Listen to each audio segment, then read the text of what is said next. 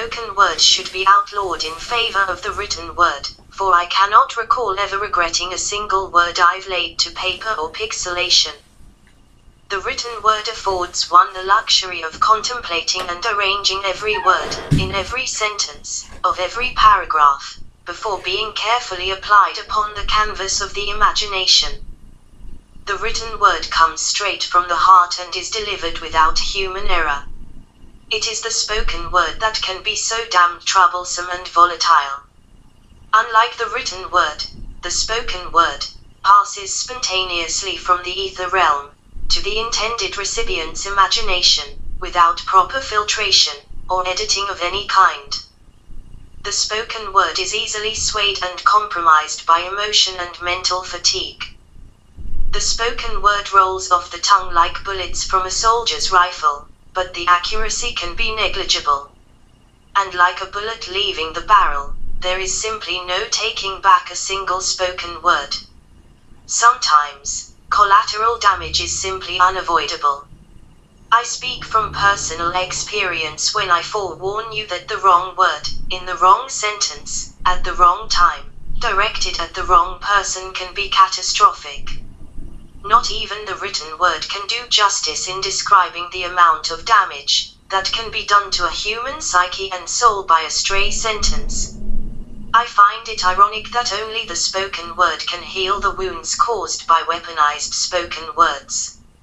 Unfortunately, the effectiveness of this verbal antidote must be delivered unintentionally, by someone who has no prior knowledge of the pre-existing psychological and spiritual damage.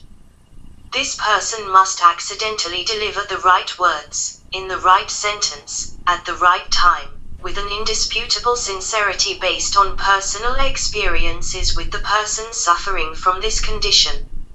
Unfortunately, now that you know what I am looking for, you will no longer be of any use to me regarding this condition. Even if you happen to say the right words, in the right sentence, at the right time, with an indisputable sincerity based on personal experiences with me, I will simply convince myself that you are simply telling me what you think I need or want to hear. I will be misunderstood as merely seeking sympathy, and in all probability, you will feel fortunate to have evaded the responsibility of such a task. You may even criticize someone like myself for being too fragile. After all, they say words can never hurt you. I would argue that if this were true, the human race would have stopped throwing insults and frivolous accusations at one another many thousands of years ago. I can also assure you that my skin is thick enough to withstand almost any barrage of insults, criticisms, and even verbal threats. Most weaponized spoken words roll right off me like water off a duck's ass. Nonetheless, even the finest of armor has a weakest point or an opening, where a blade or a projectile can pass through, with absolute impunity. My wound may not have been a mortal one, but it was as painful and debilitating as any physical injury. A telling blow, that would render me all but inoperable. Unlike a physical bruise or cut which will heal in a matter of days, it is those psychological and spiritual wounds that are infinitely more difficult to heal. I never found a way to heal my wounds, but I learned to accept them. Accepting the unacceptable is very much like drinking poison, and telling your body to just deal with it. Forcing yourself to process that which cannot be processed, or to understand that which cannot be understood, can be as dangerous to oneself as the weaponized words that caused the affliction in the first place. I would learn to carry on, but only because I had no choice. The body was very much still alive, although my mind and soul were damaged beyond recognition. I could never again be the same man I once was. I wanted to find a way to reinvent myself. The person I used to be was the only person I ever knew how to be. I knew I could never be that person again. Even if I could find a way, I would be apprehensive in allowing it to happen. How could I have been so flawed to have allowed this to happen to me? I could not accept being the person this happened to. I could not forgive myself for being the person who has found himself in this situation even though it was completely beyond my control. So I thought I could eventually figure it out on my own, but I ended up squandering away too many years trying to solve what I have come to know as the Rubik's Cube in my head.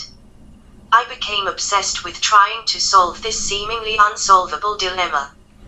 I felt my life was slipping away from me as I desperately looked for ways to heal myself.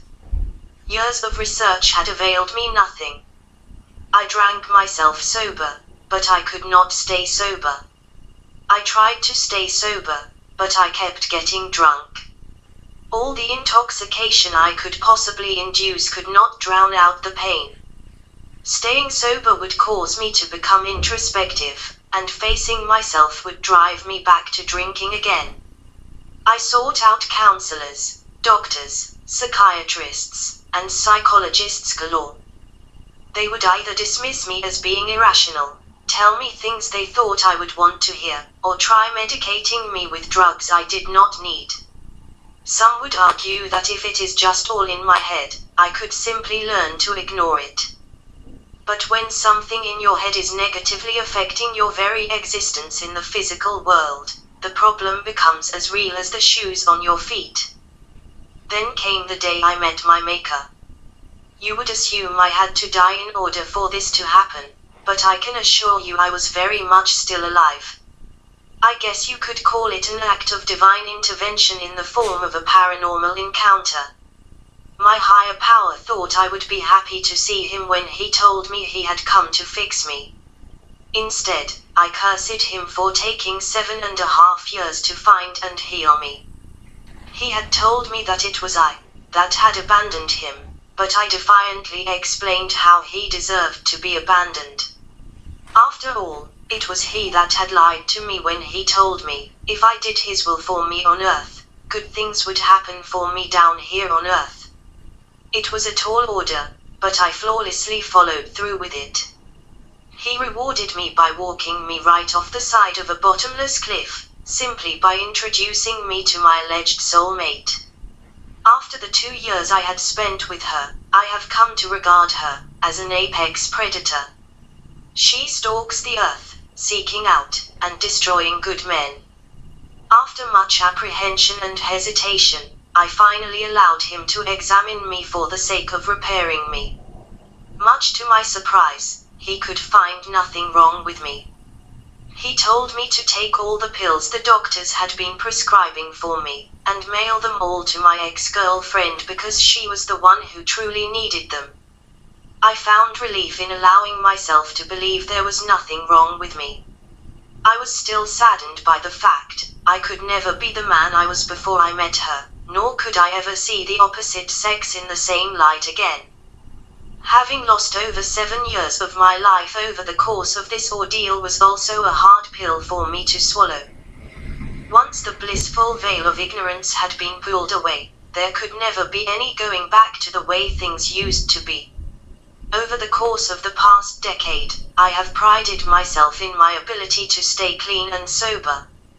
I have learned to be more accountable, more responsible, while maintaining a rigorous work ethic, and acquiring a sense of self-control that I never dreamed possible, rivaling that of even my former self, that I still missed so dearly.